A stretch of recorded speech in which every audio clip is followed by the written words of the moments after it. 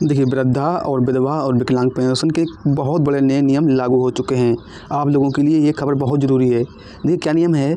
सबसे पहले बात कर लेते हैं कि जनवरी, ठीक है, और फरवरी और मार्च की पेंशन जो भी है वो एक साथ या अलग अलग किस्तों में मार्च के पहले या दूसरे हफ्तों से लेकर मार्च के आखिरी हफ्तों तक खाते में आ जाती है। कई राज्यों में ये 3 महीने की पेंशन एक साथ ट्रांसफ़र की जाती है ताकि बुजुर्ग को, विधवा और दिव्यांग लोगों को साल की शुरुआत में सहारा मिल सके। और अगर किसी राज्य में अलग अलग किस्तें आती हैं तो जनवरी की किस्त फरवरी के अंत तक, फरवरी की किस्त मार्च के पहले हफ्ते तक और मार्च की किस्त मार्च के आखिरी हफ्ते तक भेज दी जाती है। यहाँ से बात समझना है आपको, तो मैं आपको इसे दोबारा समझा देता हूँ।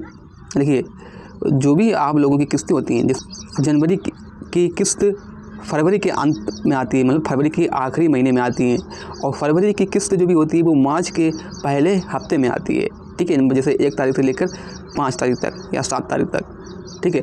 और मार्च की जो भी किस्त है वो ना वो आखिरी हफ्ते तक भेज दी जाती है, मतलब मार्च के जैसे 28 तारीख या 29 तारीख या 30 तारीख तक आपकी पेंशन खाते में आ जाती है। अब यहाँ से बात समझना है आपको कि कौन कौन सी पेंशन मिलती है। नाम समझ लीजिए। वृद्धा पेंशन उन बुजुर्गों को मिलती है जिनकी उम्र तय सीमा से ज़्यादा ना हो और जिनकी आमदनी बहुत कम हो, ठीक है।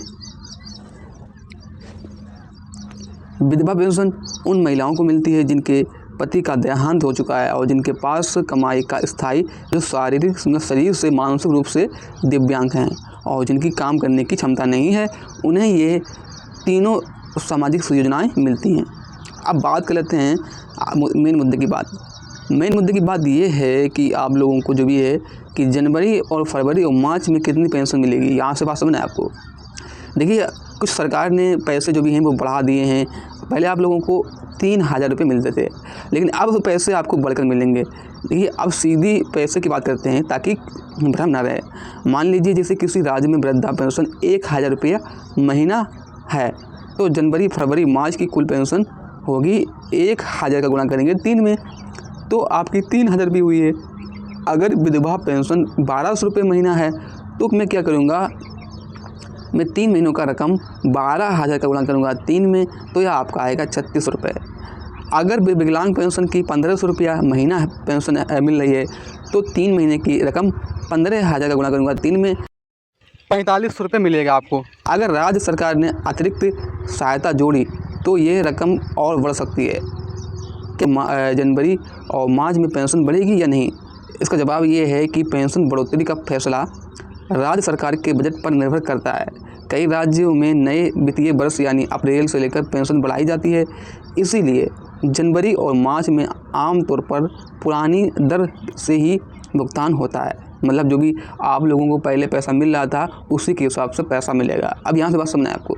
अगर किसी राज्य ने बीच में बढ़ोतरी की, ठीक है, बढ़ोतरी का आदेश दिया, मान लीजिए जैसे किसी राज्य ने, जैसे उत्तर प्रदेश, बिहार, आंध्र प्रदेश या फिर कोई भी राज्य हो गया, किसी भी ने बीच में बढ़ोतरी का ऐलान किया, ठीक है, तो बढ़ी हुई रकम जो भी होगी ना वो आपको एरियर भी इसी तिमाही में जुड़ जाएगा। मतलब आपको जो भी बड़ी रकम होगी ना वो इसी में आपको पैसा मिलेगा, ठीक है।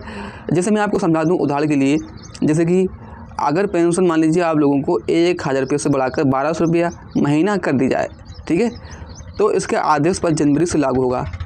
इसका आदेश जनवरी से लागू हुआ तो 3 महीने की एरियर जो भी होगा वो 200 का गुणा करेंगे 3 में, तो आपका हुआ है 600 रुपया अतिरिक्त मिलेंगे, ठीक है। अब बात करते हैं कि किन लोगों को जनवरी और मार्च की पेंशन नहीं मिलेगी। ये भी बहुत ज़रूरी आपके लिए खबर है। लोग तय उम्र पूरी नहीं करते हैं उन्हें वृद्धा पेंशन नहीं मिलेगी। जिन विधवाओं ने दोबारा शादी कर ली है और उन्हें विधवा पेंशन नहीं मिलेगी। जिन दिव्यांग के पास सरकारी प्रमाण पत्र, विकलांगता प्रमाण पत्र नहीं है, उन्हें विकलांग पेंशन नहीं मिलेगी। जिनका बैंक खाता आधार कार्ड से लिंक नहीं है तो उन्हें ये डीपीटी बंद हो जाएगी और उनके खाते में पैसा जो भी है वो अटक जाएगा। जिनकी सालाना आय सरकार की तय सीमा से ज़्यादा है उन्हें पेंशन से बाहर किया जाएगा। जिन लोगों की मृत्यु हो चुकी है और परिवार ने जानकारी नहीं दी है उनकी पेंशन रोक दी जाती है। गलत भुगतान पर रिकवरी भी हो सकती है। अब पेंशन के लिए कौन कौन से डॉक्यूमेंट्स होना चाहिए आपके पास? सबसे पहले आपके पास आधार कार्ड, क्योंकि पेंशन सीधे खाते में जाती है। बैंक पासबुक जिसमें IFSC कोड और खाता नंबर साफ हो। उम्र प्रमाण पत्र और जन्म तिथि वाला डॉक्यूमेंट्स होना चाहिए। वृद्धा पेंशन के लिए ज़रूरी है और विधवा पेंशन के लिए भी जरूरी। और इसके साथ ही वृद्धा पेंशन और विधवा पेंशन के लिए मृत्यु प्रमाण पत्र अनिवार्य है। विकलांगता पेंशन के लिए सरकारी अस्पताल से जारी किया हुआ दिव्यांग प्रमाण पत्र जरूरी होना चाहिए। और निवास प्रमाण पत्र इसीलिए लगता है ताकि राज्य तय कर सके कि आप उसी राज्य के निवासी हैं या नहीं हैं। आय प्रमाण पत्र कई राज्यों में मांगा जाता है ताकि पात्रक साबित हो सके कि पेंशन कैसे आती है, पैसा कहाँ से आता है, कैसे पहुँचता है। अब बात करते हैं कि पेंशन की रकम DPT यानी ट्रांसफ़र बेनिफिट ट्रांसफर के जरिए सीधे बैंक खाते में आती है। इसका मतलब ये है कि कोई भी बिचौलिया नहीं हो, कोई भी कटौती नहीं होती है। जैसे ही सरकार भुगतान आदेश जारी करती है वैसे ही सीधे आपके बैंक खाते में ट्रांसफ़र होता है।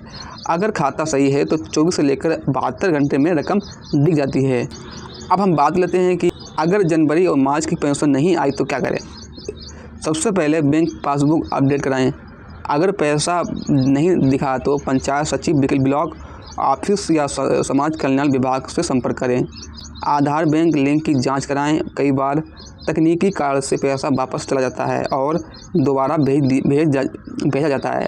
अगर नाम सूची से कट गया है तो कारण पूछें और उसका सुधार कराएं। एक उदाहरण लेते हैं, पूरा सिस्टम समझिए। मान लीजिए जैसे श्यामू की उम्र 67 साल है और उसे 1000 रुपये वृद्धा पेंशन मिलती है और जनवरी, फरवरी, मार्च की पेंशन एक साथ आई है तो 3000 रुपये आई है। श्यामू इस पैसे से 3 महीने की दवा और राशन का इंतजाम कर लेते हैं। अब मान लीजिए जब श्यामू की पत्नी को भी 1200 रुपये विधवा पेंशन मिलती है तो 3 महीने में 3600 रुपये आते हैं तो दोनों को कुल मिलाकर पेंशन मिलेगी 6600 रुपया। यह पैसा उनके लिए किसी सहारे से कम नहीं होता है। पेंशन और दूसरी सरकारी योजनाओं का जुड़ाव पेंशन पाने वाले लोगों को अक्सर आयुष्मान भारत योजना के तहत 5 लाख रुपये का तक मुफ्त में इलाज भी हकदार होते हैं। कई राज्यों में पेंशनधारियों को राशन, गैस, बिजली में अतिरिक्त छूट भी मिलती है। ठीक है, तो आज का वीडियो इतना ही। वीडियो को लाइक करें, सब्सक्राइब करें, शेयर भी करें। Thank you.